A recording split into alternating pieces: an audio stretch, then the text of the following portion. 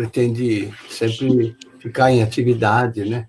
Porque senão não, isso representa uma parte da minha atividade e é uma honra ser convidado por vocês aí do departamento.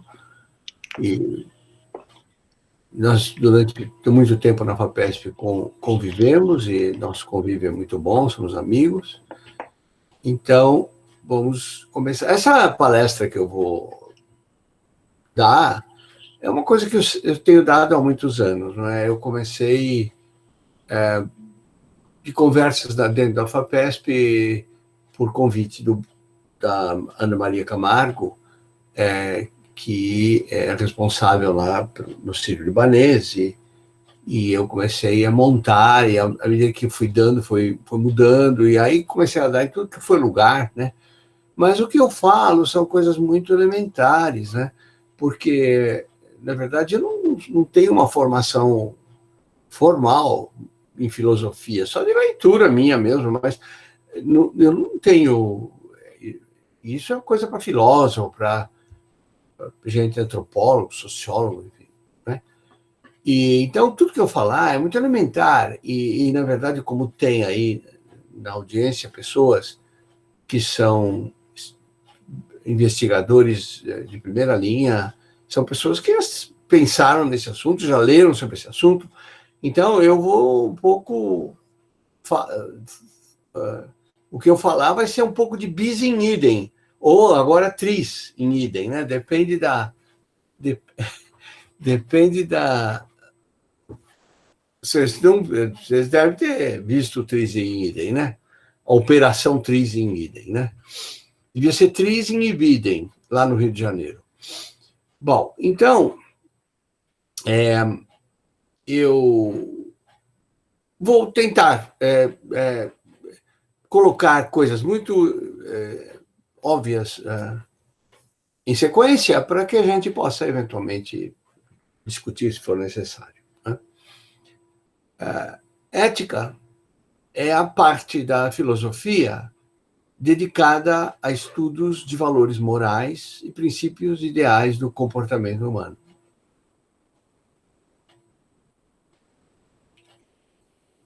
Mas a ética difere da moral, porque a moral é a obediência a costumes e hábitos. Vem de mores, do latim, que quer dizer costume. Então, a moral muda dependendo da época, né? Houve um tempo em que não podia usar biquíni, depois pode usar biquíni, então era imoral, mas depois virou moral, depois, enfim, moral, todo mundo sabe o que é moral, não é isso? Mas a ética não é moral, porque ela busca fundamentar ações morais pela razão. Quer dizer, ela não entra nos conceitos de ética, não entram princípios religiosos, não entram princípios de costumes, mas a ética busca fundamentar ações morais pela razão. E vem do ethos, grego, que é um modo de ser, o caráter. Então, a ética busca a melhor forma de viver e conviver na vida pública ou privada. Então, há coisas que não podem ser feitas, porque é uma questão de relação entre os seres humanos. E nós vamos tentar desenvolver isso. A ética também difere da lei, porque uma lei ela pode até ser baseada em preceitos éticos, mas ela deve ser obedecida, porque lei a gente tem que obedecer. Já as normas éticas não são previstas em lei e podem não ser obedecidas. Quer dizer, não é que podem, elas às vezes não são obedecidas. É isso que eu quero dizer com podem. E não há previsão legal. Uma questão de costume, que tem que ser observado.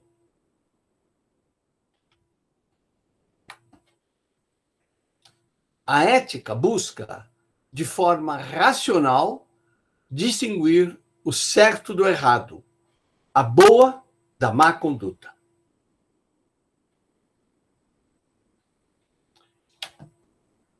E nós viemos aqui para falar em ética na atividade científica. Então, vamos agora afunilar esses conceitos e vamos definir o que é atividade científica. A partir de agora, eu vou usar texto do Código de Boas Práticas da FAPESP.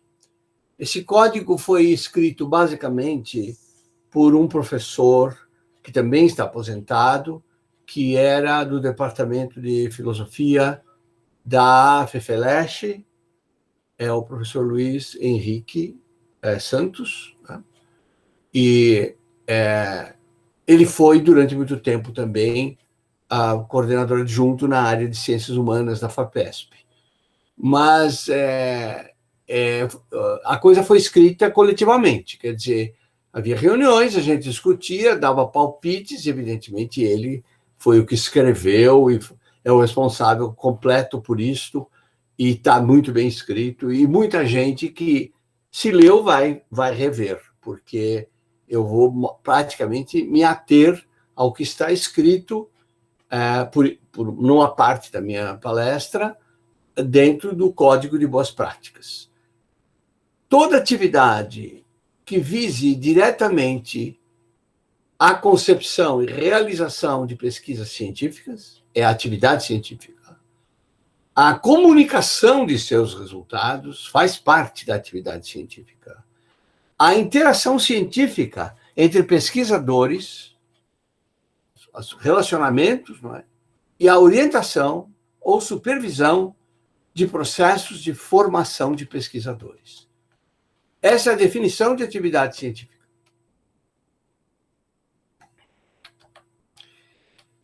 O compromisso de um cientista com a finalidade de sua profissão submete-o a deveres profissionais de duas espécies.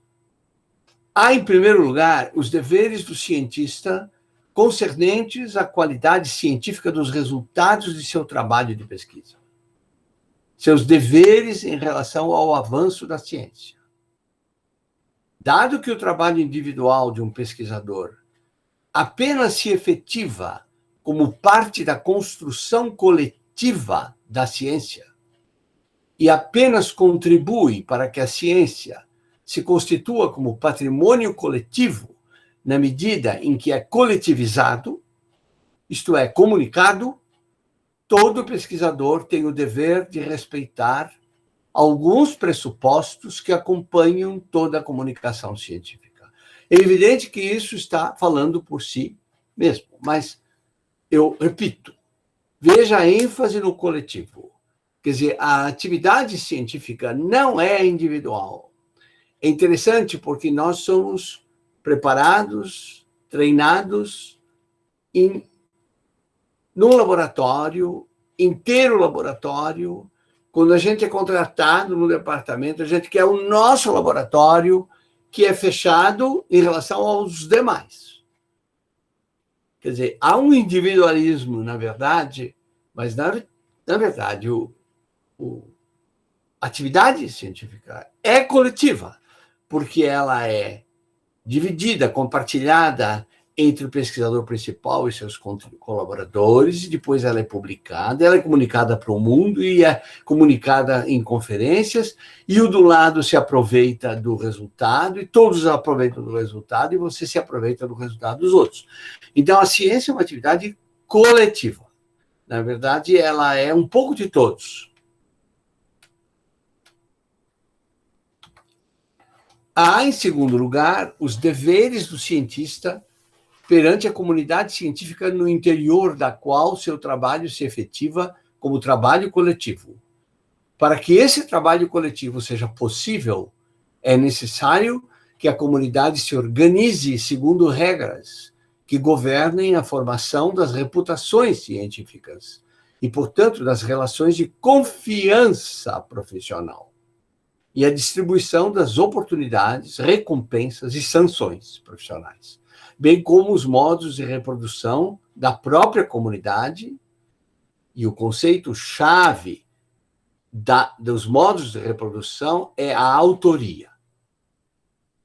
ainda que muitas dessas regras tenham sido historicamente instituídas por consensos práticos e sejam, em princípio, mutáveis, elas devem existir para que o trabalho coletivo de produção da ciência seja possível, de modo que toda ação que intencionalmente ou por negligência as transgrida ameaça a eficácia do sistema coletivo de pesquisa e, portanto, o avanço da ciência.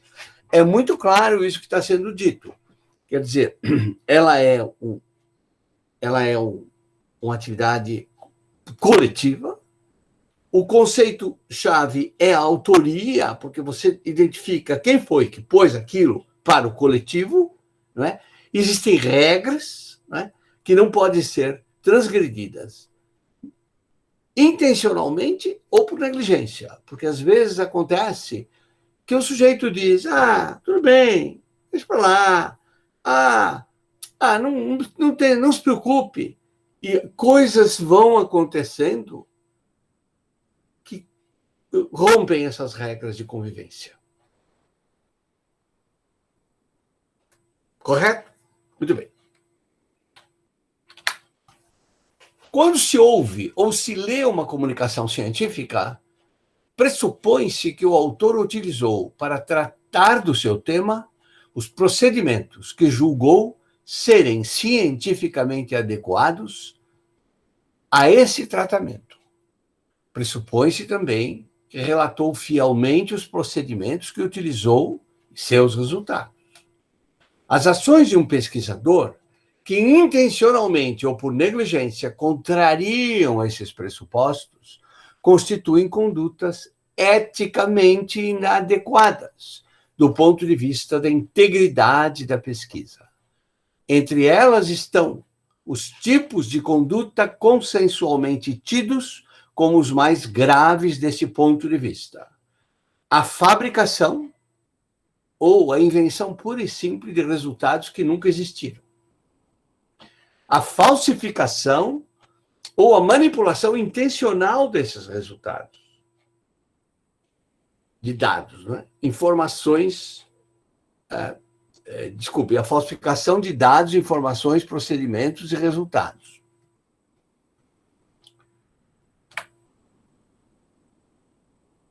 Os princípios éticos na atividade científica são a honestidade intelectual, a objetividade, a imparcialidade, a veracidade, a justiça e a responsabilidade. E a gente define melhor a ética na pesquisa falando das más condutas na atividade científica. Má conduta científica é toda conduta de um pesquisador que, por intenção ou negligência, veja que se repete isso, não é só a vontade de fazer a coisa mal feita, é também deixar passar. Transgrida os valores e princípios que definem a integridade ética da pesquisa científica e das relações entre pesquisadores. A má conduta científica não se confunde com o erro científico, cometido de boa fé, nem com divergências honestas em matéria científica. A gravidade de uma má conduta científica mede-se por quão seja evidente a intenção de fraudar ou grave a negligência com que tenha sido praticada, por quanto se desvie das práticas consensualmente tidas como eticamente aceitáveis pela comunidade científica, e por quanto maior seja seu potencial deletério em relação à fidedignidade dos pesquisadores da ciência em geral.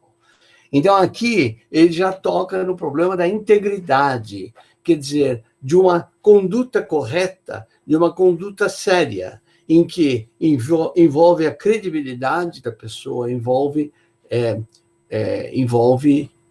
as relações entre as pessoas, a honestidade das relações entre as pessoas, né?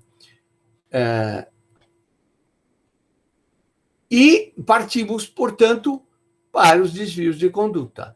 Então, eu já falei, não vou falar mais, não precisa nem explicar o que é falsificação, não é? Fabricação também não precisa falar, quer dizer, construir o resultado. No caso da fabricação, não sei se eu vou repetir isso, mas eu posso falar agora, né? Tem muito, ou na falsificação também, tem muito as relações entre os membros do laboratório, né? O pesquisador principal e os estudantes, os assistentes, as pessoas que trabalham juntas, né? Em que, às vezes, há tanta vontade de que o resultado ocorra que o pesquisador diz: vocês não sabem como eu torço para dar 20. Mas tem que dar 20 ou mais, né? Não vai dar. E deu 5, deu 2, deu 3. Aí, dependendo da personalidade de quem escuta, aparece o 20, fala: deu 20. Como a ciência é feita na base da confiança entre as pessoas, não é? Quer dizer, o chefe do laboratório tem confiança em todos os seus colaboradores e os seus colaboradores têm confiança nele, porque dependem dele, dependem da última palavra, dependem das ideias que eventualmente surjam do coletivo. Não pode você forçar a barra. Você tem que falar: olha, vamos ver se é isso, mas, né, faz de conta que não interessa, né, se vai ser ou não vai ser, porque às vezes, quando dá negativo, a gente pode até aprender a fazer outras coisas em cima daquilo. É muito perigoso, tem histórias espetaculares, conhecidas, por exemplo, no laboratório de um pesquisador da Rockefeller, chamado... Isso é do meu tempo, não é aquela história, não é do tempo de vocês, é do meu tempo, chamado Melvin Simpson, que ele tinha a discussão no começo da síntese proteica de que a glutationa, porque ela tem 3 aminoácidos ligados entre si, fosse feita no ribossomo.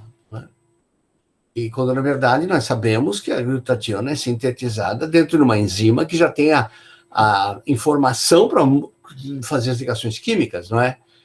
E o sujeito queria tanto que tivesse feito o ribossomo que o estudante falsificou e disse: foi sim, foi feito, deu resultado e tal, e preparou os resultados e tal. E aí depois tiveram que se retratar, e o grande Fritz Lipmann depois, que também estava na Rockefeller, mostrou que esses peptídeos de até 8, 9, 10, esses peptídeos cíclicos que têm função antibacteriana, que são antibióticos e que são peptídeos cíclicos, não é? Não são feitos em ribossomo, eles são feitos dentro de uma enzima já pré-fabricada, já pré-codificada, para ligar um aminoácido na ordem ao outro para fazer esses antibióticos de 8, 9, 10 aminoácidos. Bom, então, não falo mais de falsificação e fabricação, porque isso é óbvio, né? Isso é um conceito óbvio. Agora nós vamos falar de plágio, né? O que é plágio? Bom, o plágio é apropriar-se de ideias, metodologias ou palavras escritas de outros, sem mencionar a autoria, com a intenção de fazer crer que foram originalmente concebidas pelo plagiador.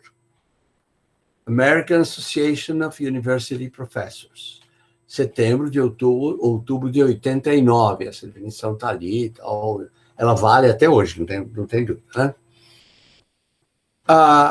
Um escritor ético sempre menciona as contribuições de outros e a fonte de suas ideias.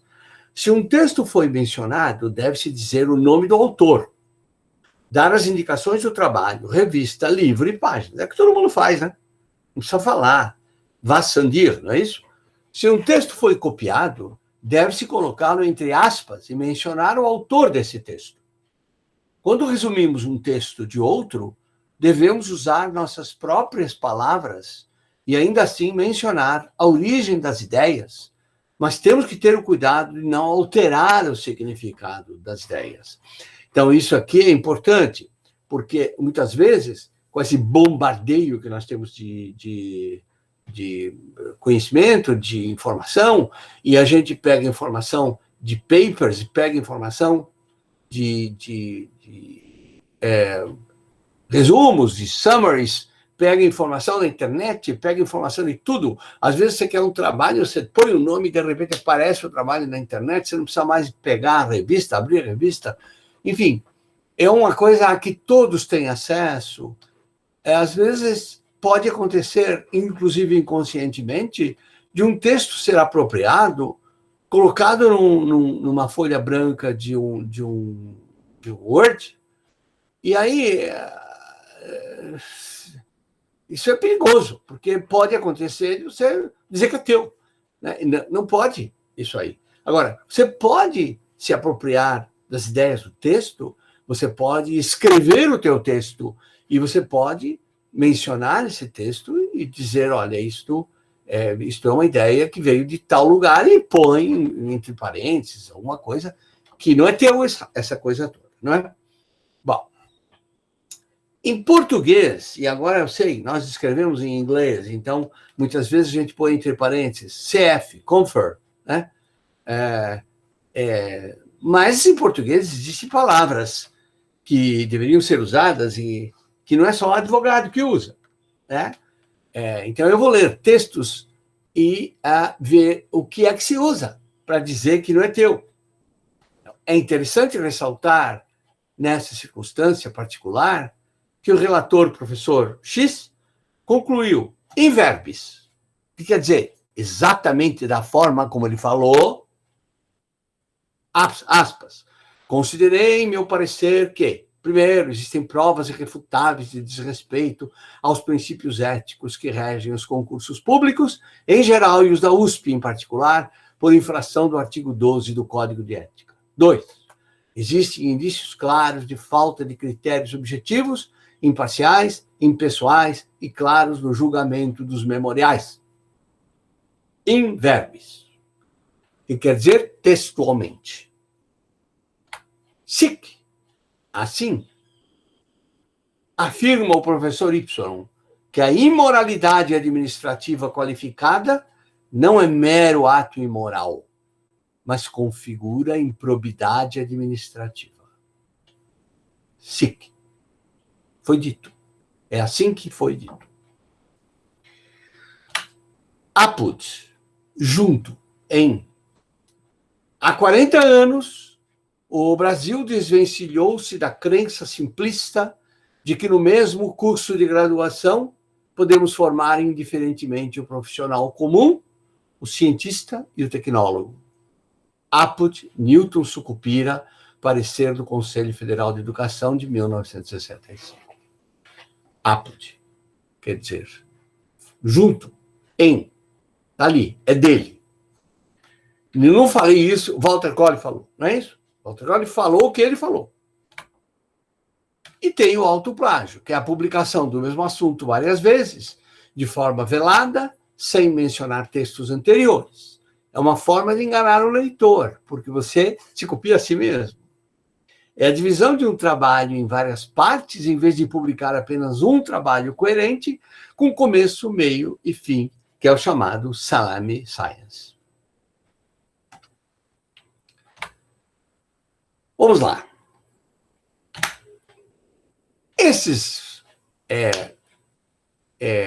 slides estão antigos, estão defasados.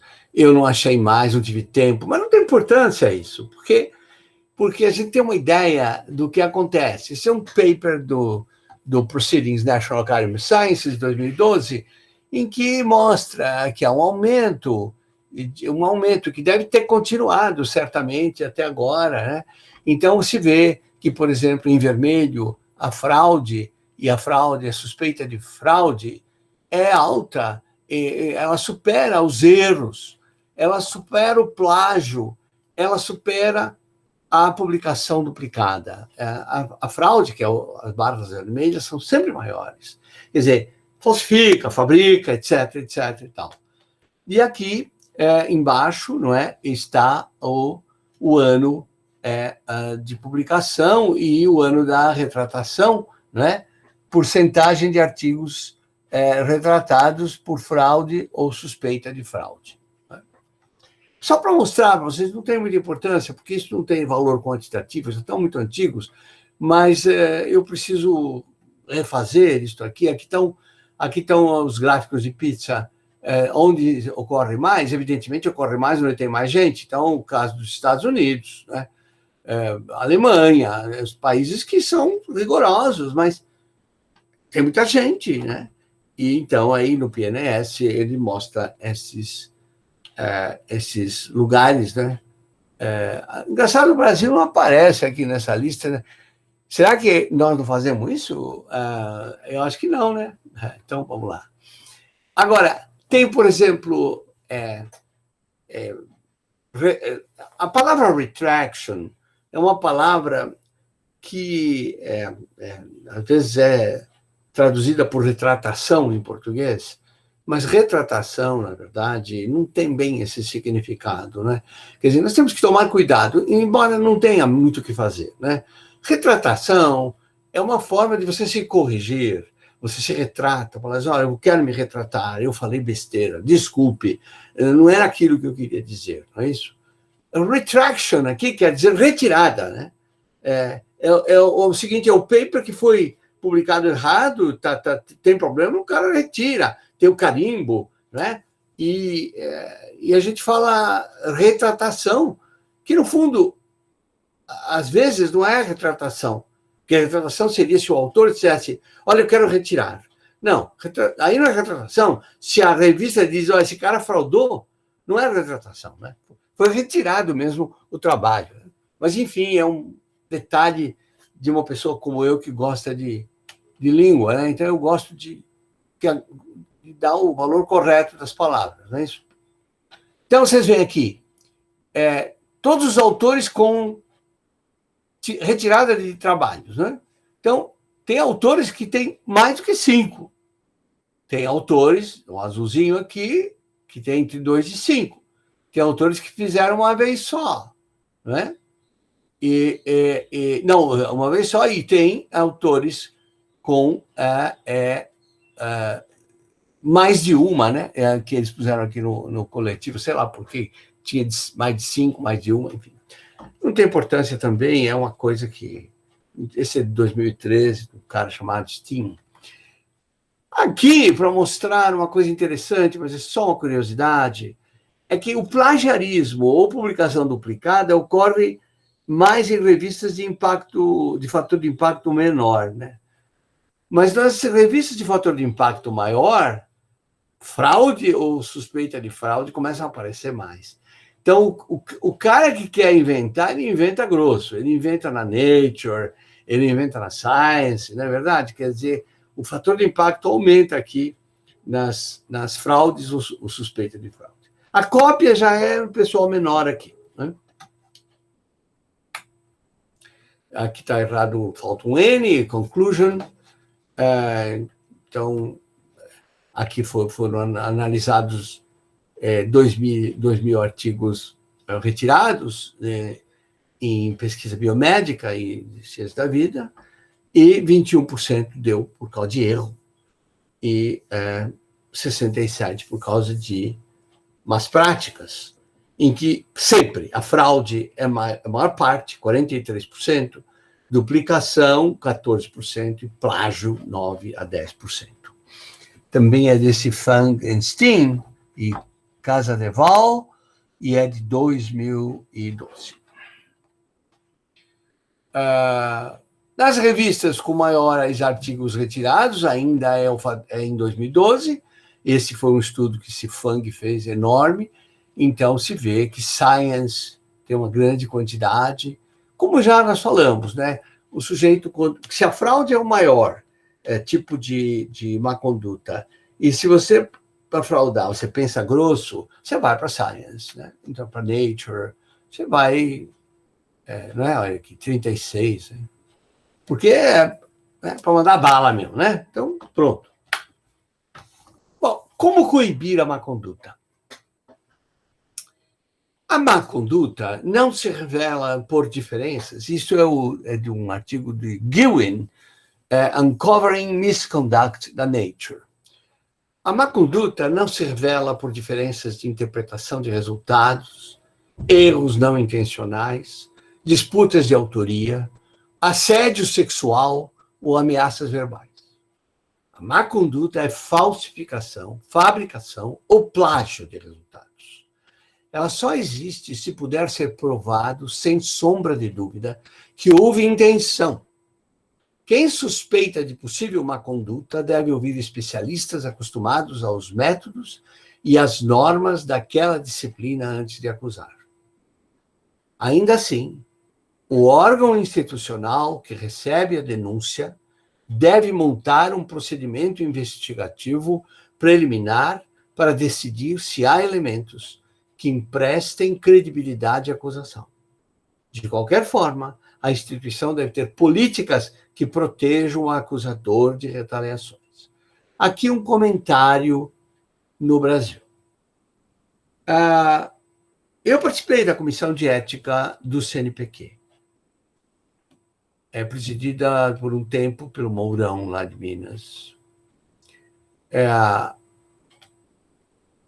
existe e, da mesma forma que a FAPESP, as agências não podem assumir a investigação, porque senão elas seriam agências de investigação, a quantidade é muito grande. E você, para poder acusar uma pessoa, você tem que provar, você tem que ouvir testemunhos, você tem que comparar textos.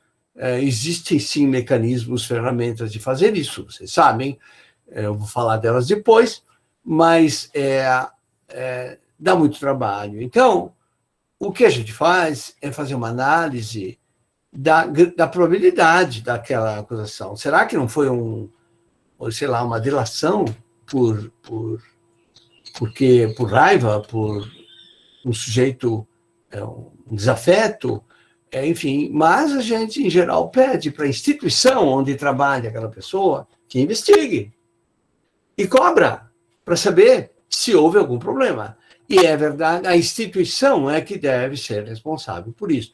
Por isso, a instituição tem que ter, sim, comissões de ética. E a instituição tem que ter um apoio administrativo para isso. Nós estamos longe disso. Eu também participei da comissão de ética da USP, e participei também da comissão de ética humana do IB, em que a Maria Rita era a presidente, mas aí por apenas questões de usar material humano, era outra coisa, não é bem essa mesma coisa de ética científica, de más práticas, né? Mas nós não temos ainda, na verdade, um sistema que seja investigativo e que tenha ferramentas e possibilidades de investigar realmente, né? Então, as unidades lá nos países do Hemisfério Norte, nos Estados Unidos, as universidades, etc., na Europa, já tem essa possibilidade de você investigar. Porque é muito chato quando você acusa uma pessoa e, de repente, começa a fofoca. Então, todo mundo sabe, mas ninguém sabe. É muito chato. Porque, às vezes, a pessoa está sendo acusada de forma errada. Casos de má conduta podem estar subestimados, pois 2 pesquisas independentes mostram que aproximadamente 14% dos respondentes disseram que sabiam da fraude, mas nada fizeram. Um outro trabalho, com 2.193 investigadores, revelou que 63% declararam que tomaram uma atitude, mas sempre informalmente, questionando localmente o comportamento suspeito, sem fazer uma acusação formal. O motivo principal é que as pessoas têm dúvidas sobre se estão diante da má conduta ou se há um erro honesto ou ainda uma discordância científica. Além disso, há sempre dificuldades sobre onde levar as acusações, já que, sendo as investigações confidenciais, não tem certeza do que será feito com suas acusações.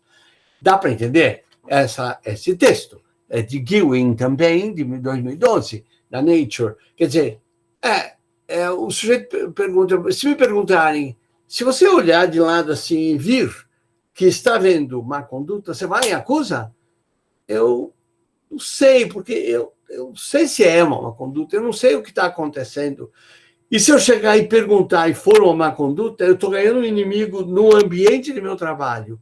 Então, a tendência das pessoas, e depende disso muito, muito da cultura nacional, depende, procurar sair fora. Porque é difícil você chegar e falar, está vendo, e acusar. Muito difícil.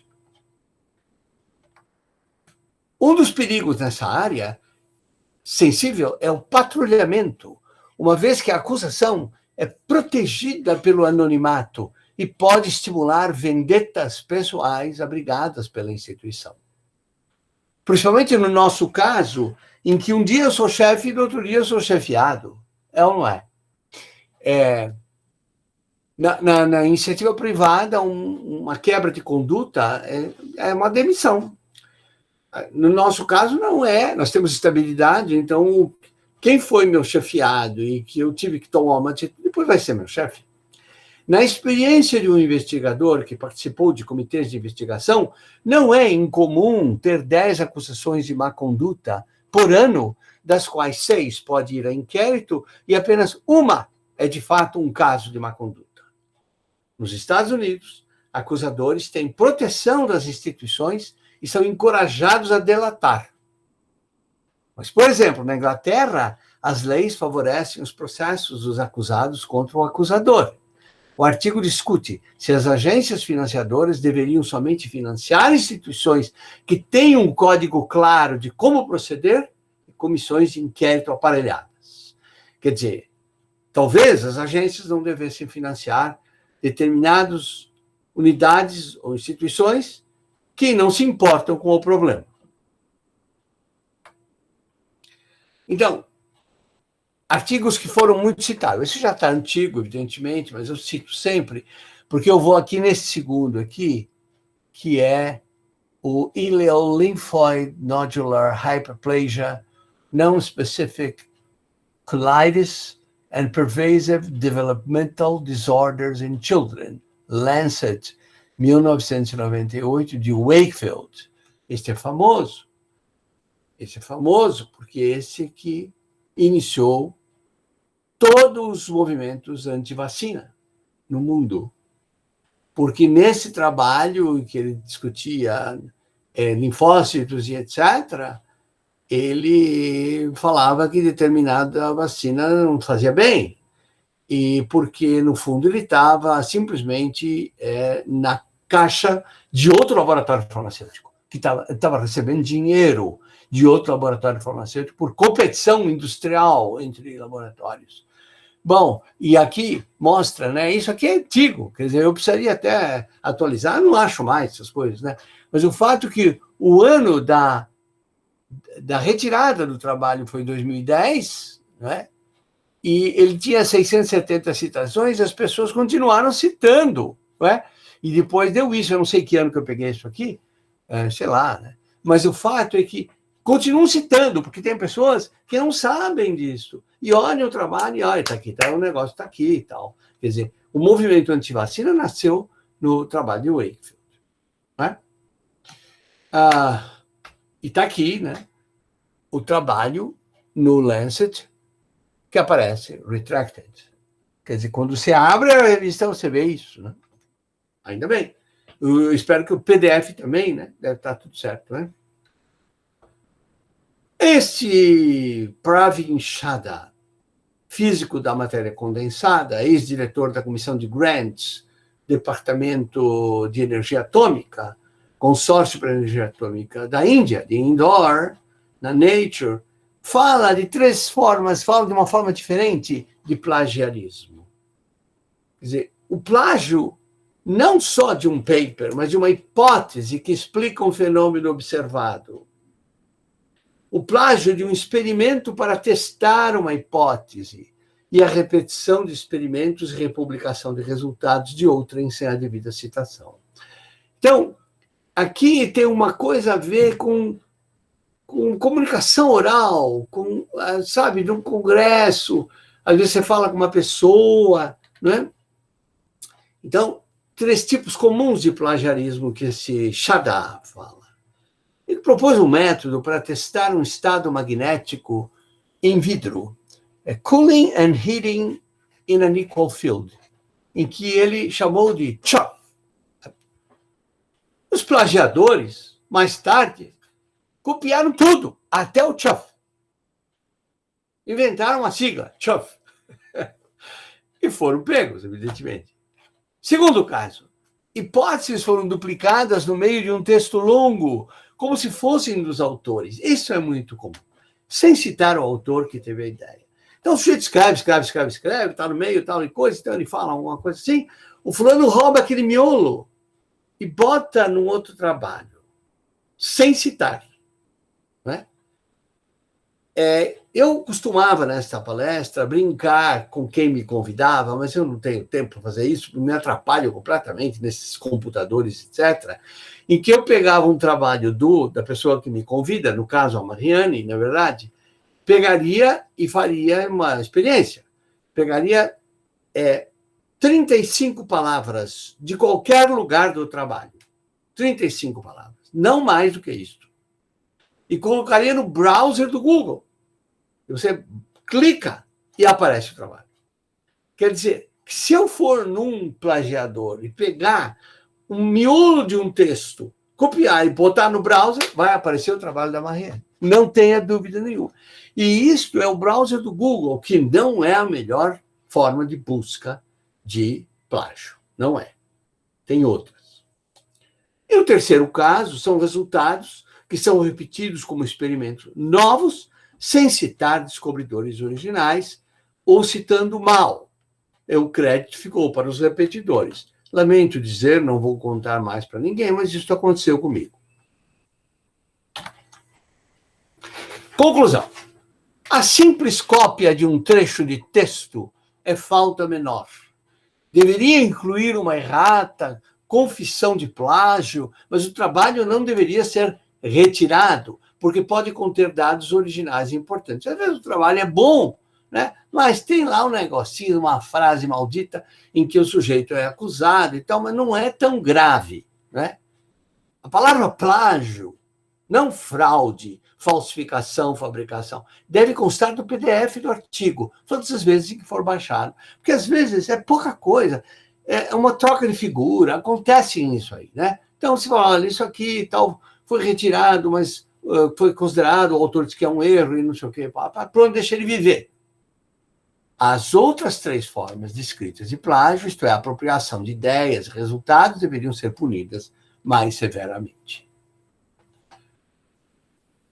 Bom, tem aqui relação de trabalhos retirados da literatura, você pode entrar neste site, né? Ou, por exemplo, no Office of Research Integrity do NIH. Né? Mas existem vários lugares, isso você pode... Né? E você, cuidado com as revistas predatórias, não é? Que também faz parte desta cultura. Né? Os resultados indicam que a maioria das revistas predatórias, ou fake, está localizado nos países em desenvolvimento. 119 revistas ofereceram endereços postais incorretos. A grande maioria dos pesquisadores que publicaram nessas revistas são da Índia, da Nigéria e da Turquia. Os pesquisadores entrevistados que publicaram nessas revistas responderam que são obrigados a isto. Por quê? Ambicionam promoção acadêmica rápida. 2, os mecanismos de promoção incentivam os pesquisadores a proceder assim. 3, para conceder recursos, as agências financiadoras usam para avaliação o número de trabalhos publicados, conhecido como publish or perish. 4, finalmente, a inconsciência, a ingenuidade, o desconhecimento são fatores potenciais para os cientistas procederem dessa forma. Isso é DEMIR, Journal of Informatics, em 2018. Agora, eu fiquei sabendo que não é só na Índia, na Nigéria, na Turquia. Essas coisas que são feitas em certos países, não é que eu não vou citar aqui todos, né? Tem já escritório em Nova York, na Califórnia e tal. Então, quando o sujeito recebe a resposta de um trabalho mandado publicar para essa revista, vem com o postal de Nova York. Então, não dá. Ou você está informado ou você não está informado, porque tem revistas que são realmente predatórias e não dá para saber, né? Eu vou contar aqui uma história, vocês me desculpem a minha pronúncia em inglês, porque é coisa de brasileiro, né? Eu não sou um versado em inglês, mas uma brincadeira de um neurocientista que fez essa piada aqui, em que ele usou os midi-chlorians. Os midi-chlorians eram aqueles que tornavam a força possível. Daquele filme, né, do Darth Vader, né? Então, os midi-chlorians, e aí ele usa palavras corretas. Mediated oxidative stress causes cardiomyopathy in type 2 diabetics. As more fatty acids are delivered to the heart and into cardiomyocytes, the oxidation of fatty acids in these cells increases. Agora vem. Did you ever hear the tragedy of Darth Plagueis the Wise? I thought not. It's not a story that Jedi would tell you. It was a Sith legend. Darth Plagueis was a Dark Lord of the Sith, so powerful and so wise he could use the Force to influence the midichlorians to create life. Esses resultados, tais como descritos, foram publicados no International Journal of Molecular Biology Open Access, the Austin Journal of Pharmacology and Therapeutics, and the American Research Journal of Biosciences. Então, nós temos que tomar cuidado, porque tem caras que recebem textos desse tipo, há muitos exemplos em revistas, e simplesmente publicam e te cobram 3 mil, 4 mil dólares para você publicar. Então, tomem cuidado. Aqui tem os sites dos diferentes lugares, aqui o National Science Foundation, National Institutes of Health, o do Reino Unido, da Austrália, European Science Foundation, da FAPESP, são links de códigos de boas práticas científicas. E as ferramentas são o Turnitin, o iThenticate e o próprio Google, como eu já falei. Então, o Turnitin foi adquirido pela USP. Eu não sei usar, eu recebi da biblioteca informações de que eu poderia usar, mas eu já vi, por causa das minhas funções na FAPESP, textos que eram colocados no Turnitin da Unicamp, foi pedido lá, e 70% do texto era de uma autora estrangeira em inglês, porque a FAPESP exigia naquela chamada que o texto fosse em inglês. 70% o Turnitin deu, né? Ele dá em cores, né? Então ele pinta em amarelo quase cópia, ou pinta em rosa forte, choque, em forte cópia completa e etc. Não é isso? E é isso, meus caros. Eu terminei. Muito obrigado. Obrigada, Colly. 50 minutos. Perfeito, muito obrigada. Excelente. Estou disposto então, vou abrir para perguntas. Eu vou pedir para que as pessoas, assim, a primeira pessoa começa e aí se coloquem no chat e eu tento ajudar na organização. Tá bom?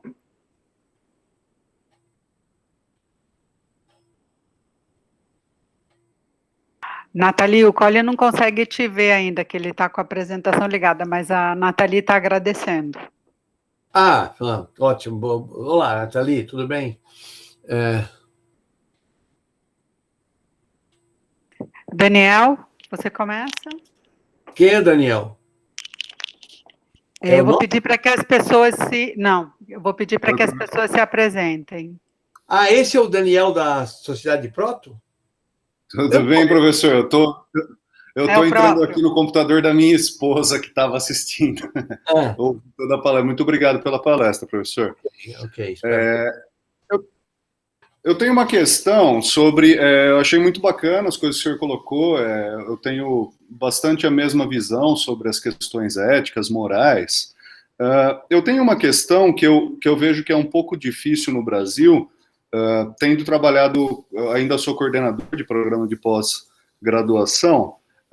Eu tenho muita dificuldade em determinar quais as responsabilidades, quais seriam os órgãos ou corpos institucionais responsáveis por tanto pelo reforço, né, da questão ética, quanto nos casos em que acaba se consumando, pela punição. Tem casos que são muito complicados, vou dar um breve exemplo, sem citar nomes nem detalhes, né? Mas eu estou com um problema no momento de uma publicação de um ex-estudante de pós-graduação que decidiu, né, por causa de diversas desavenças com o orientador, o estudante decidiu publicar o artigo sem o nome do orientador. E isso ocorreu numa... Espera um minuto, meu amor.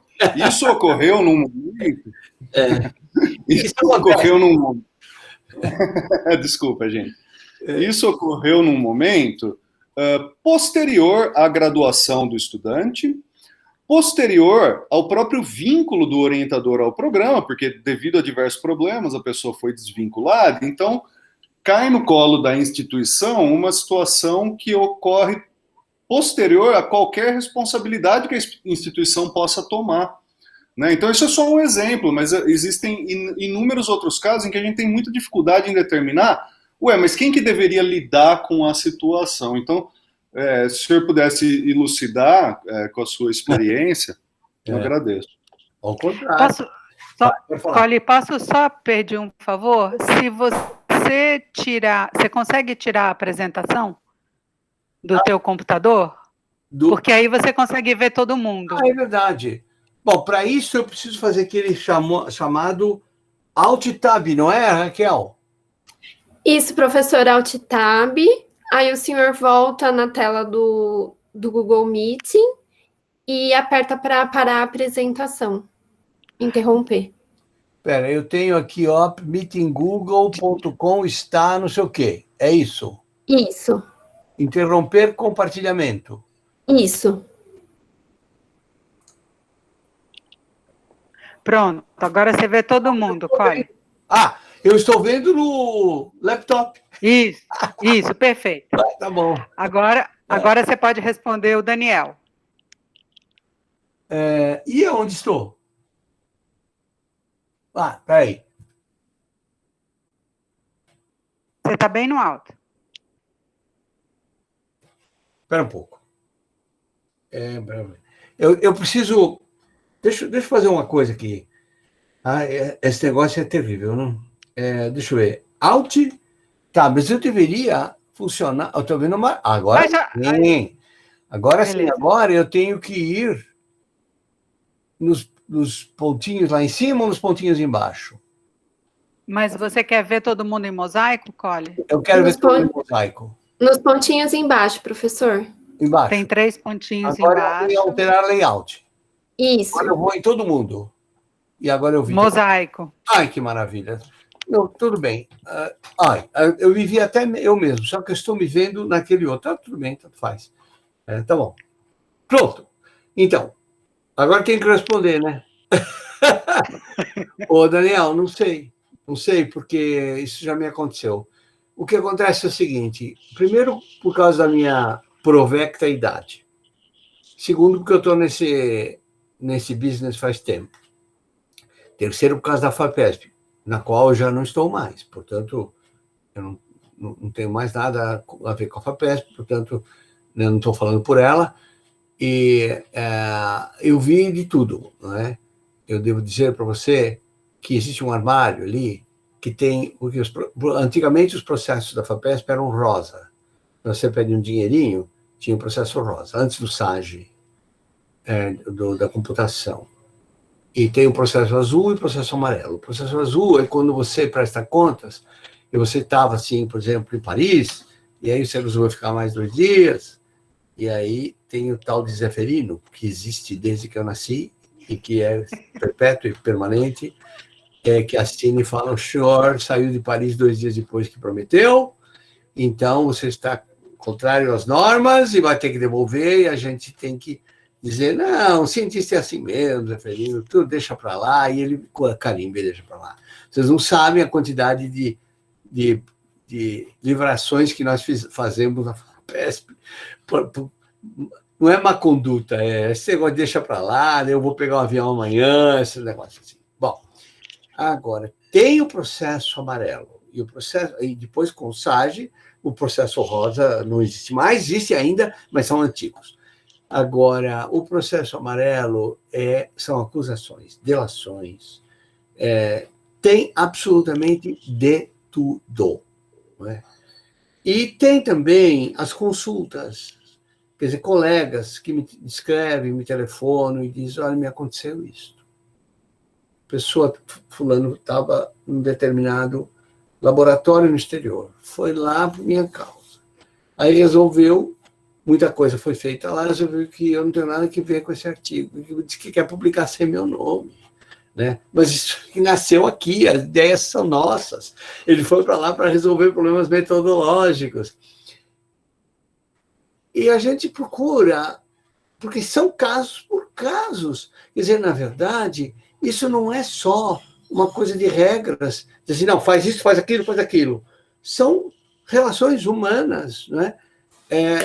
Isso pode acontecer uma briga no meio da esquina. Quer dizer, quando eu era mais pobre, porque melhorei de vida, mas eu cheguei a ser bem pobre, eu tinha um amigo que era motorista de táxi, ele consertava automóvel, ele fazia de tudo, e ele era motorista de táxi, e um dia ele viu um homem batendo numa mulher, então ele parou o táxi, foi lá para separar, e a polícia chegou e o casal disse: ele veio nos assaltar, era um casal.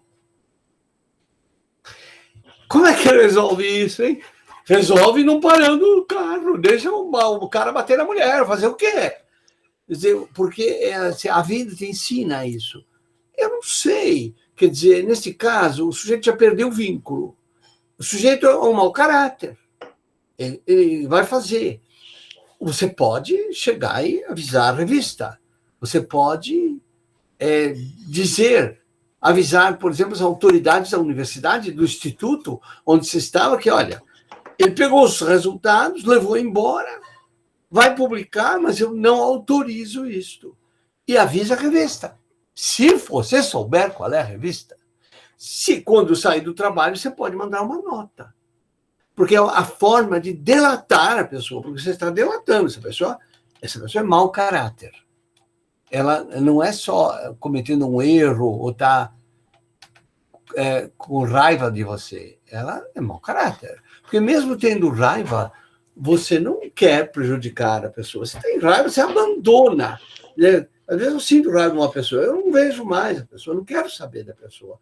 No momento em que entra isso na FAPESP, um pedido dessa pessoa, eu digo para a Marie, olha, você não quero nem saber, nem digo para ela por quê. Então, é assim que se faz. Essa é uma atitude ética. Quer dizer, é um problema de comportamento. Mas, realmente, Daniel, eu não sei. Eu realmente... se aconteceu com você, você está com um probleminha chato. Vai perder um paper. Não é comigo, não. É um caso que eu tenho que resolver. O que você tem que resolver? Porque eu sou coordenador da pós-graduação. Você é coordenador da pós-graduação. Então, vou tirar. Mas a questão para mim é mais assim, isso aí, então, surge para pós-graduação, o coordenador olha, ele fala, bom, eu não tenho como punir orientador porque já foi desvinculado, eu não tenho como punir estudante porque o estudante já se graduou. O estudante não tem mais vínculo com a universidade? Ele teve bolsa? Teve. Bolsa de uma agência? FAPESP. Avisa a FAPESP.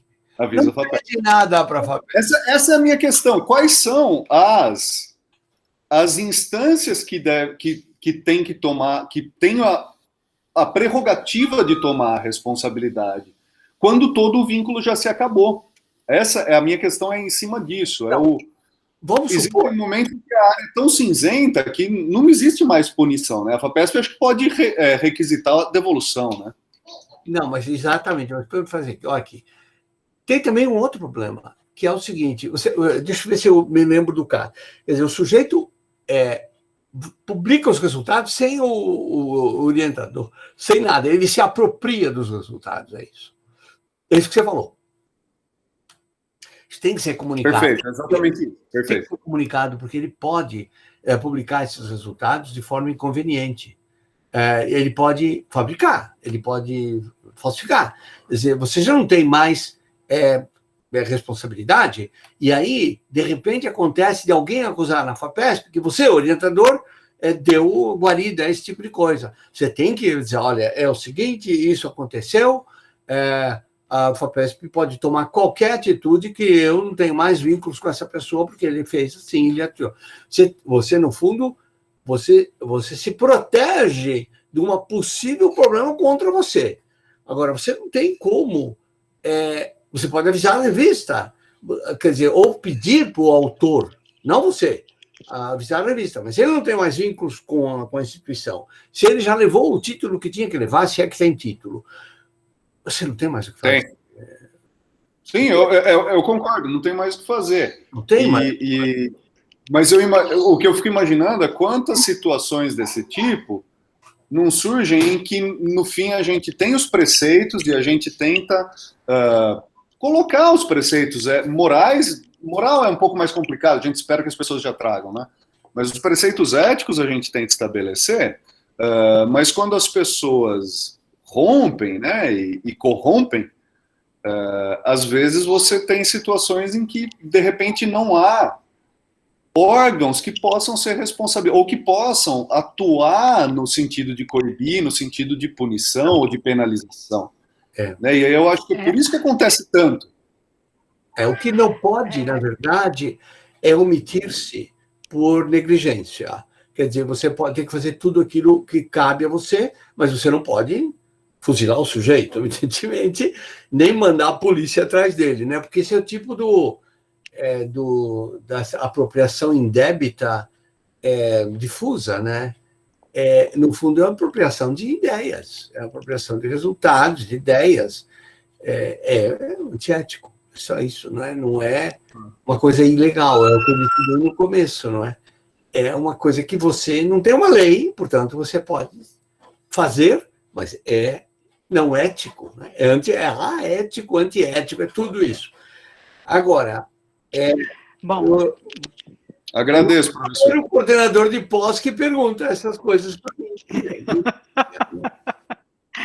O próximo da lista é o Igor, por favor. Obrigado, Marie. Oi, professor Cole, tudo bem? Igor aqui, professor do Departamento de Botânica. Não vou te dar uma tijolada igual a Daniel fez agora com o senhor. A minha pergunta é mais de opinião mesmo. Eu achei muito bacana que o senhor definiu muito bem a palavra retratação, fez essa tradução mais apropriada, né? Isso me lembrou que há uns anos atrás eu li um comentário na Nature em que o autor tratava de retraction e ele sugeria que seria muito interessante utilizar palavras diferentes para definir os diferentes eventos de retratação, porque é muito diferente, como o senhor mencionou, uma retratação que é feita por fraude intencional daquela retratação que é oriunda de um erro científico, né? Tem até um exemplo, mais ou menos na nossa área de biologia molecular de plantas, em que uma proteína foi utilizada por muitos anos como uma proteína que se liga à auxina, um hormônio vegetal. Isso ela foi... Papers assim, em Science, Nature, Cell, foram publicados por mais de 10 anos. Em 2015, com o CRISPR, os autores mostraram que, na verdade, aquilo estava tudo errado. E era um problema com o mutante, que todo mundo tinha utilizado, e vários artigos começaram a ser retratados, mas assim, não por má conduta, mas porque era um erro clássico. Né? Aí a palavra certa é retirado mesmo, né? Quer dizer, porque não houve fraude, intenção de fraude, Isso acontece. Esse negócio, se você tem uma cepa dentro do laboratório, o cara te pede a cepa. Isso eu estou acostumado. Nós trabalhamos com tripanosoma, a cepa Y. A cepa Y foi retirada de um doente pelo Vitor Nussensweig e pelo Luiz Hildebrando Pereira da Silva, em 1900 bolinhas, 50 e tantos, e ficou... Ela vai bem nos meios de cultura, velho. Eu sei lá, isso já é como a Rilacell. É como a Rilacell. Já não é nem tumor mais, ela não sei o que ela é, né? Mas a ciência anda assim, né? Por erros e acertos, correções. Não. Aí os papers têm que ser avisados, porque um sujeito novo, jovem, acha essa referência, lê aquilo e pode estar no caminho errado. Tem que avisar. Mas eu disse isso. Tem que pôr no PDF. Foi um erro, ou foi apenas isto, foi apenas uma frase retirada de fora de contexto, mas não fraudulento, não é? Porque você está fazendo um julgamento agora moral sobre a pessoa. Agora é moral. Dizer o sujeito que rouba, o sujeito que não rouba. É isso mesmo. Exatamente. Tem um limite tênue. Isso mesmo, Igor. Está certinho. Obrigado, professor. Obrigado a você pela pergunta mais fácil. Obrigada, Igor. A próxima pessoa é o João Cortese. Obrigado, professora Mariane. Bom dia, professor. Meu nome é João Cortese, obrigado pela comunicação. Eu sou professor de filosofia, sou professor substituto aqui no IB, mas de filosofia. Então, a minha vontade seria ficar discutindo a etimologia do ethos grego, né? Me interessa muito, né? O quanto que é um caráter, o quanto que é o hábito, mas vou tentar fazer uma pergunta mais pertinente, inclusive porque a gente vai fazer um curso de ética da pesquisa que começa depois de amanhã. Estão todos convidados, né, para participar de alguma aula no Instituto. E, no fundo, o senhor mostrou erros de mau caráter, né, quer dizer, esse exemplo aí da força, né, o Darth Sidious, o Darth Vader, não sei o quê. E eu fico pensando, no fundo, o quanto que hoje, cada vez mais, a gente talvez não esteja numa situação no qual é difícil separar o erro metodológico com a má conduta, né, quer dizer, eu quero dizer, por exemplo, para um editor de jornal científico. Então, eu estava vendo que desde fevereiro ou março, 40 mil trabalhos foram publicados a respeito da Covid-19 no mundo, né? Parece que a taxa média de tempo de aprovação passou de 100 dias para 6 dias, pelo menos durante o tempo de março, né? De fato. Perdão? De fato. E aí os editores, os revisores ganharam uma tarefa de, quer dizer, você tem uma massa incomensurável de dados para analisar, né? O MIT criou uma revista só de reviews de Covid-19 para indicar o que é bom trabalho, o que não é. Eles já não dão conta e trouxeram um sistema de inteligência artificial para hierarquizar os artigos que devem ser lidos ou não, né? Então, eu fico pensando quanto que a quantidade de dados e a hiperespecialização também não traz algo que a gente deveria levar em conta na hora de julgar os editores de revistas. Claro que uma coisa é má conduta, né? Mas queria saber se o senhor podia comentar um pouco em relação a isso. Quanto que a parte metodológica do mundo de Big Data não acaba também se confundindo com certos problemas que a gente possa ter. Eu toquei um pouco nisso, né? Quer dizer, de fato, um erro agora pode trazer uma sequência. Eu participei também, pessoalmente, dessa correria da Covid, né? Na FAPESP também ocorreu isso, porque quando foi permitido um fast track, em que as pessoas podiam pedir fora das análises normais, as análises eram feitas por nós mesmos, do projeto. Então, havia projetos que a gente lia e tinha que acreditar na determinada coisa, né? E o sujeito ia ganhar o dinheiro, mas aí entra uma consideração que você deve levar em consideração. Você é filósofo, então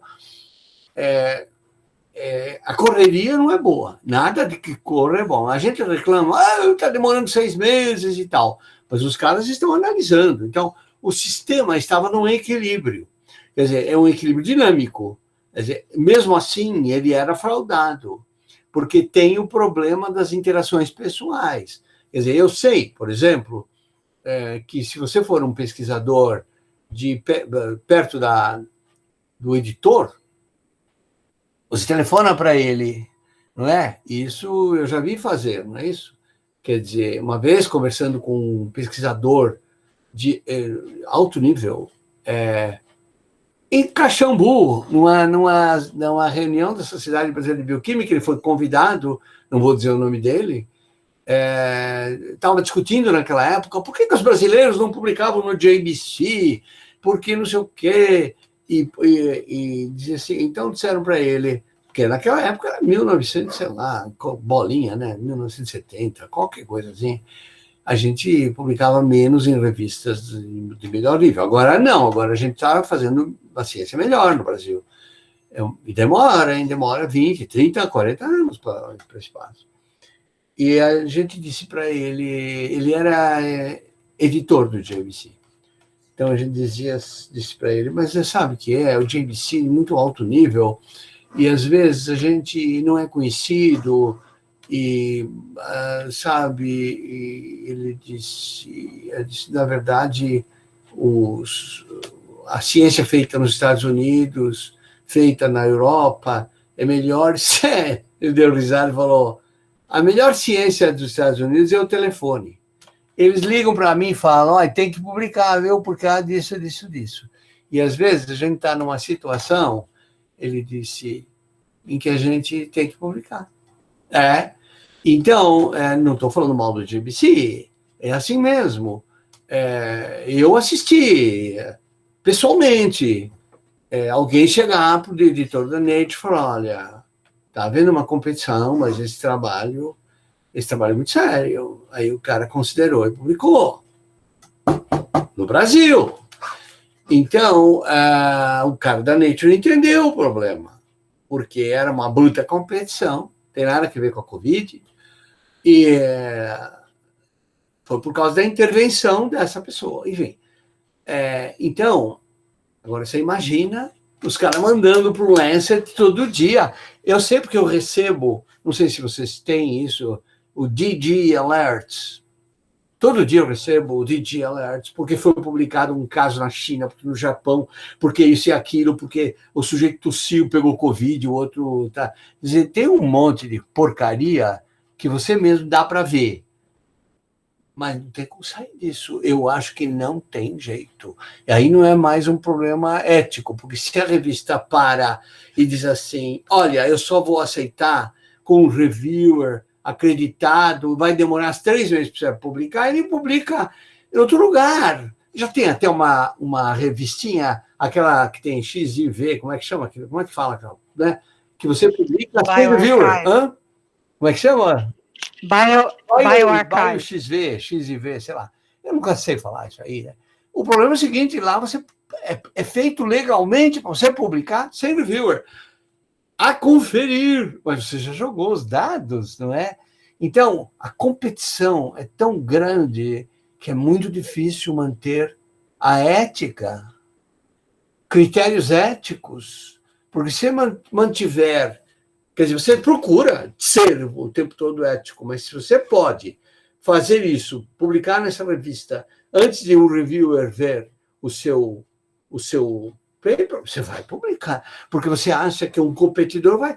Bom, acontece todo dia. Às vezes, você vai num congresso, solta uma besteira, não é que você contou tudo, o cara pega aquele negócio e publica antes. Isso acontece todo dia. Então, você está fazendo uma pergunta de comportamento, eu não sei, quer dizer, é complicado. Você tem razão. Agora, o que você está fazendo como filósofo no IB? Obrigado, professor, pela resposta. O professor Hamilton, eu sei que é muito querido de todos, por uma razão de saúde, ele teve de se aposentar, né? Sim. Então, eu estou com essa vaga como substituto. Enquanto o Instituto não tem uma solução definitiva, eu estou como substituto e tenho tido uma experiência muito, muito boa, né? A disciplina que eu estava comentando, eu organizei com a professora Maria Aparecida e com a professora Regina Mingoni Neto. A gente começa na quinta-feira. Vai ser para discutir um pouco questões de ética de pesquisa no geral. Então, a gente está com isso na cabeça. Eu tinha lido o texto do Luiz Henrique semana passada, justamente. Bom, mas só um comentário, não querendo ocupar muito o tempo da Marie, mas o comentário. Eu tinha um colega que infelizmente faleceu, então eu posso dar o nome dele, o Núbio Negrão, no ICB, ele foi meu colega da Faculdade de Medicina, ele se formou um ano depois de mim, e ele era professor do Departamento de Fisiologia. E ele trabalhava em fisiologia, como aquele pessoal, da geração do Lacaze, do Malnick, o Malnick é mais velho, e ele fazia fisiologia, né? Mas de repente ele decidiu virar para uma outra área, já mais velho e tal. Depois ele faleceu logo depois, em que era etologia. Etologia. Aí eu fui visitar ele lá, falei, ô Núbio, como é que é esse negócio de etologia? Você fala, estou vendo aqui. Tinha um gato na gaiola, e ele ficava olhando para o gato e o gato olhando para ele. E ele contava quantas vezes o gato fazia assim ou assim. Está me vendo? Está me vendo? Quantas vezes? Sim. Etos. Tudo bem? Definiu o etos? Quer dizer, era um comportamento, não era? Quantas vezes o gato batia na orelha direita ou na orelha esquerda? Eu falei, ô, Núbio, está ficando doido? Mas tem, na etologia, as pessoas estudam movimentos dos animais. Sei lá. Fala, Marie. Obrigado. A gente tem ainda 2 perguntas, uma da Mariana e uma da Lucília. Então, professor, obrigada pela palestra, foi excelente. A minha pergunta, na verdade, assim, eu não sei se existe uma resposta simples, mas o que a gente vê é que a má conduta, ela tem um impacto que vai além da questão acadêmica, né? Dependendo do artigo onde foi feita a má conduta, você pode ter um impacto para a sociedade muito elevado, que pode gerar até mortes, que é o caso daquele artigo da vacina que causa autismo, né? E, ao mesmo tempo, a impressão que eu tenho é que a sociedade vê a academia tendo uma resposta muito limitada, muito frágil em relação a esses eventos de má conduta, né? Então, fica passando por um corporativismo, que eu acho que, de certa maneira, existe também. Então, assim, qual seria a solução para isso? Porque, ao mesmo tempo que a gente não quer crucificar um pesquisador que pode ter cometido um erro de forma não intencional, a gente ainda tem uma resposta, acho que muito limitada para esses problemas de conduta que podem ter um impacto muito grande para a sociedade. Mas lamento, mas eu não sei dizer nada a respeito disso, porque eu já vivenciei pessoas próximas a mim que eu diria, veja, vamos supor que você... eu vou te responder a pergunta com mais perguntas, né? Vamos supor que você tenha no seu grupo, no seu laboratório, o seu irmão, o seu filho, o seu marido, entendeu? Vamos supor. E há um erro por parte dessa pessoa e cria um problema na publicação, etc. Você faz o quê? Você diz, não fui eu, foi ele.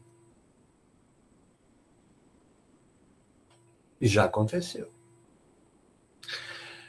Vamos supor que um aluno faça isso. E muitas vezes o aluno faz sem querer, pega uma foto de um gel, bota ali, e na verdade aquele gel já não é mais, ou era, ou já foi, e você não sabe, e aí você é julgado por isso. Então, nós não podemos ser drásticos, não podemos. Nós temos que investigar. Mas para investigar, você tem que ter um local de investigação. Agora, é um problema sério, porque nós, acadêmicos, não somos policiais, nós nem sabemos fazer isso.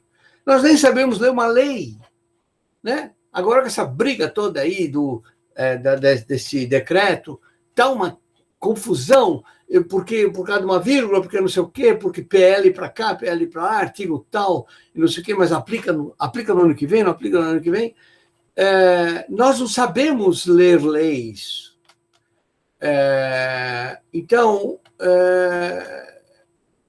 de fato, há corporativismo, porque se a instituição tem que julgar, são os colegas de trabalho que vão julgar. Então, você monta comissões, pega um sujeito de fora, mas o sujeito de fora é da área, então ele já conhece aquela pessoa, porque pode acontecer que uma pessoa de projeção, não é qualquer um, não é um sujeito não conhecido, às vezes é um sujeito altamente conhecido, é um sujeito produtivo no campo, é respeitado no campo, e de repente é pego numa coisa dessas.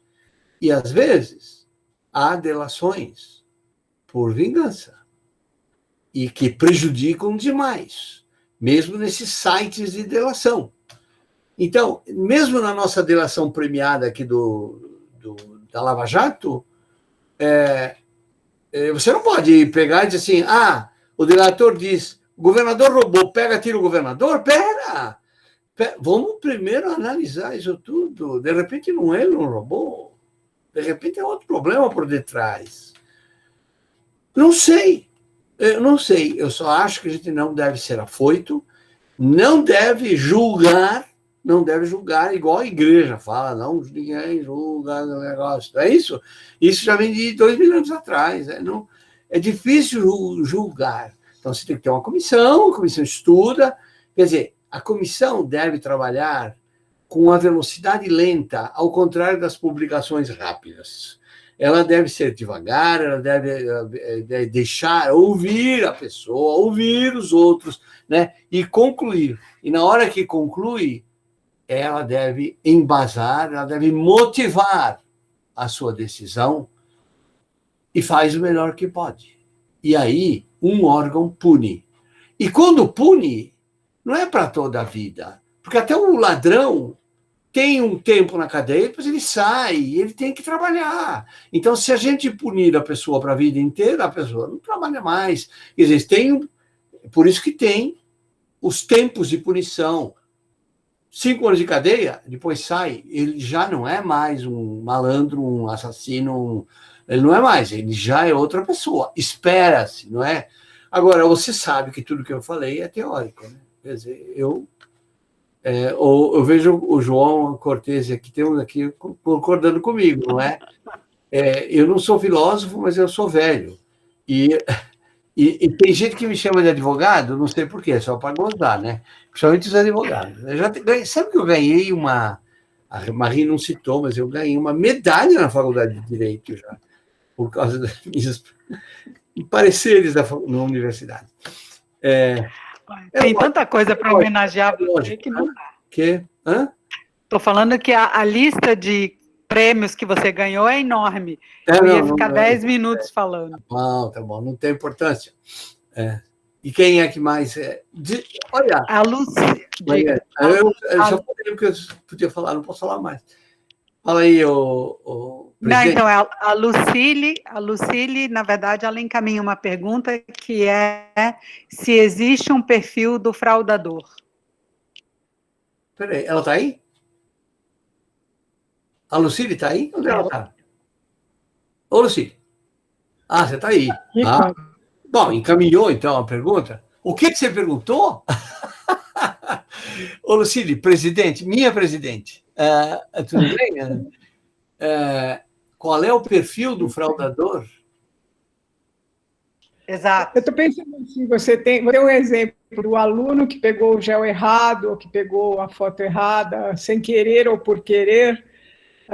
O professor tem como detectar aquele aluno que tem um perfil que pode levá-lo a ser um fraudador, a desconfiar que ele é um fraudador?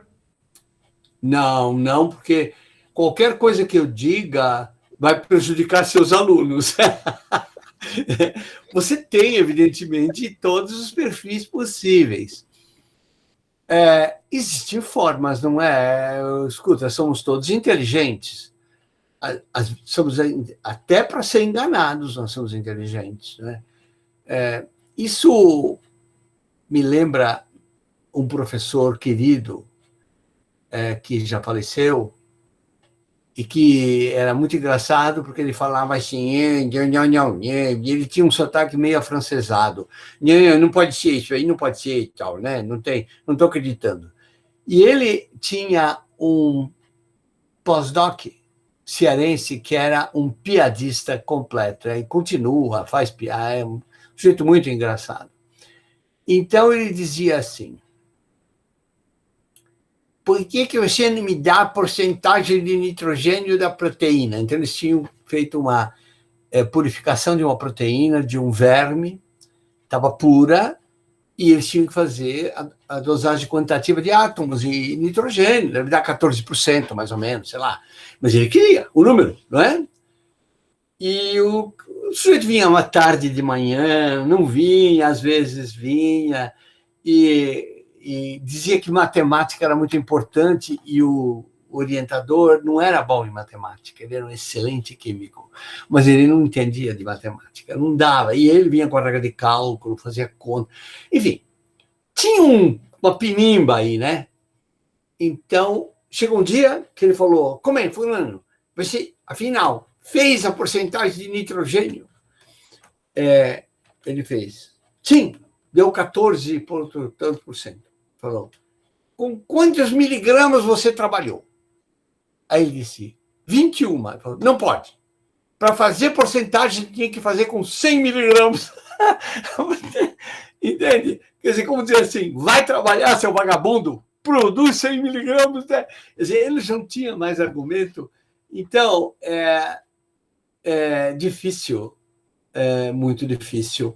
Você tem que checar o tempo todo. Existem orientadores, a gente acha que eles fazem isto para estabelecer uma competição no laboratório, dá o mesmo problema para 2 estudantes. E para eles saírem correndo e dar resultados. Não é por isso, é por desconfiança. É para ver se os resultados batem. Mas isso você não vai fazer, eu nunca fiz. E olha, faz tempo que eu estou nisso. Eu comecei como estudante em 1963, 64. Eu nunca vi perto de mim. Eu vi. Eu vi, mas eu soube depois. E virou um médico bom, famoso, respeitado e tal, e coisa, mas que ele botava corante azul para fazer a reação de Benedict, para dizer que tinha dado positivo. O Benedict de mede açúcar, né? Que fica azul.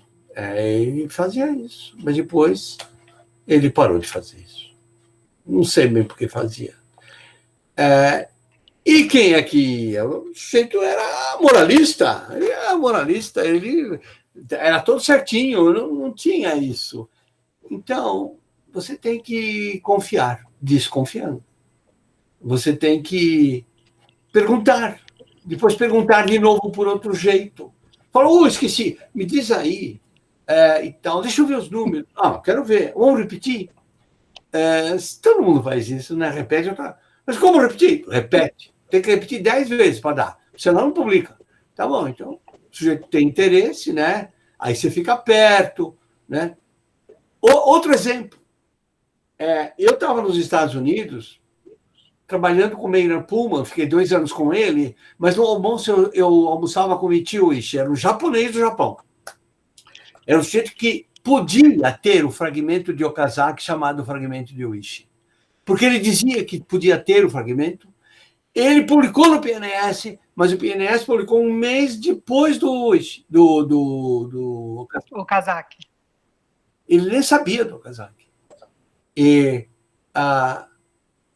ele falou, não, você pede lá para a tua universidade, fica mais 2 anos comigo aqui, porque aí que eu comecei a fazer biologia molecular, mas não era atual. Eu isolei um gene ribossômico da cacetada, ultrassom, passa em coluna de Kieselguhr e isolamos o gene, fizemos a estrutura do operon, da bactéria. Né? Bom,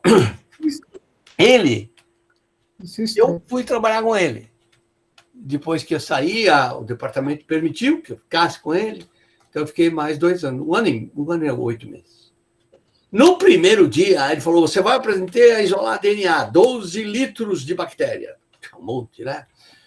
Ele ficava atrás de mim, fungando no meu pescoço. E fazia, japonês, essas interjeições de japonês, né? Eu olhava para ele e falei, escuta, você tem mau hálito, pô. Que negócio é esse, mano? Ele estava desconfiado. E eu tinha feito 2 anos de pós-doc já num outro laboratório, publicado 2 papers. Quer dizer, cada um reage de um jeito. Certo? Tem outros que olham o oblíquo, né? Assiste filme de máfia e veja do jeito que eles olham. Ninguém percebe nada. Muito bem. Que mais? Sim. Cole, queria te agradecer muito. A gente já está, já são meio-dia e meio. A gente teve manifestação da Regina, do João, falando que essa discussão foi ótima. Eu fico feliz de saber que a gente tem um curso aí que vai começar tratando desse assunto no IB, e a ideia foi justamente trazer para a nossa comunidade essa discussão e concordar com a Regina, que colocando esse assunto várias vezes em discussão, é que a gente consegue trabalhar, seja disseminando conhecimento, seja também fazendo as pessoas se conscientizarem sobre os procedimentos. Na verdade, a tendência é a gente falar para os alunos, né? Porque nós, cientistas já maduros, sabemos o que é errado e o que é certo, né? Quer dizer, os alunos não sabem, porque com o aparecimento, inclusive, da internet, sabe, o professor dá um trabalho, a tendência do sujeito é fazer copy, paste, não é? Outro dia, minha neta, está com 17 anos, ela mandou um review de um livro de Graciliano Ramos. Estava tão bom, eu fiquei orgulhoso. Mas aí eu chequei. Eu peguei aquele texto dela e comecei a colocar no Google, pelo menos no Google. Não, ela não copiou. Aí eu perguntei, fulana, vem cá, isso aqui, você está ótima, você está uma filósofa daqui a pouco, né? Porque ela discutiu o livro, não é? Disse, não, vovô, eu fiz só da minha cabeça, tá bom, não queria te ofender, só queria saber. Mas perguntei. Porque, sabe? Ela era pequenininha quando nasceu, não é? Nós temos que ensinar, porque muitos acham que é normal você copiar, colar e tal e coisa. Daí para o próximo passo é fácil. Obrigado. Tchau. Muito obrigada, Cole. Obrigada a todos, gente. Um abraço para vocês. Um abraço. Boa tarde. Será que eu sei sair? Vamos ver. Tchau, professor. Tchau. Tem o telefone.